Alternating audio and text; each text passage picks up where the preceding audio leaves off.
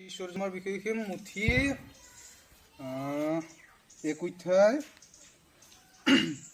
23 পদ আৰু 25 পদ আৰু ইয়াত তেনেদৰে কৈছে চোৱা এই কন্যাই গৰ্ভৱতী হৈ পুত্ৰ প্ৰসৱ কৰিব আৰু লোকে তেওঁৰ নাম ইমানুৱেল থব।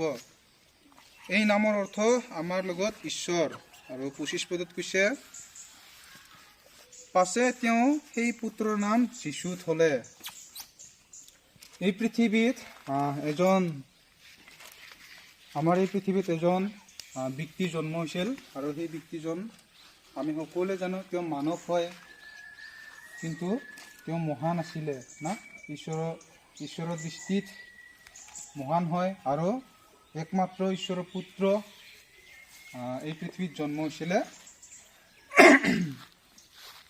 আৰু আমি মৰিয়মৰ গৰ্ভত না আমি পুত্ৰ অৰ্থাৎ আমি ঈশ্বৰক আমি জন্ম পোৱা দেখিবলৈ পাওঁ। আৰু সেই জন্ম পোৱা ব্যক্তিজনৰ নাম হৈছে কি নাম না, পৃথিৱীত আমাৰ এজন মহান ব্যক্তি, মহান ঈশ্বৰ এজন জন্ম হৈছিল নহয়, সেই ব্যক্তিজনৰ কি নাম কি নাম মণ্ডল, কি নাম?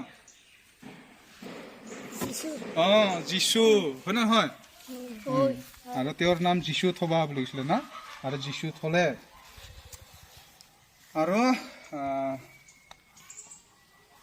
তেওঁ ইমানুৱেল বুলি কোৱা হ'ব না, ইমানুৱেল, আৰু লোকে তেওঁৰ নাম ইমানুৱেল থব বুলি কৈছিলে।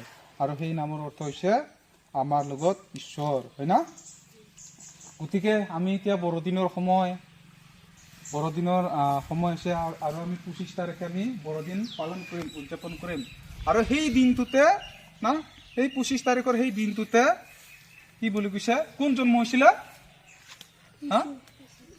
যীশু জন্ম হৈছিলে।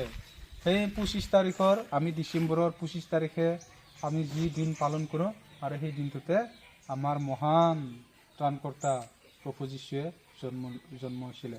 আৰু সেই দিনটোকে আমি কি বুলি কওঁ? বৰদিন বুলি কওঁ, বা আমি খ্ৰীষ্টমাছ বুলি কওঁ, হয় না নহয়? হয় না? গতিকে আমি বৰদিনৰ কাৰণে সকলোৱে ৰেডি না? আমি বৰদিনৰ কাৰণে সকলোৱে ৰেডি। আমি সকলোক আমি কি কৰিব লাগিব? আমি শুভেচ্ছা জনাব লাগিব, হয় না নহয়? হয় না? আৰু আমি যীশুৰ জন্মৰ দিনৰ কাৰণে আমি সকলোৱে কি বুলি কয় না, আমি ৰেডি হ'ব লাগিব, হয়? গতিকে মই আকৌ তোমালোকক প্ৰশ্ন কৰিবলৈ বিচাৰিছোঁ, যীশুৰ মাক আৰু বাপেকৰ নাম তোমালোকে জানানা? জানানা? দেউনচুমান উঠি কিনে কোৱাচোন, কি নাম? মাক আৰু বাপেকৰ কি নাম আছিলে? টান কি কওঁ অলপ? যোচেফ কোন হয় যীশুৰ? বাবা হয়।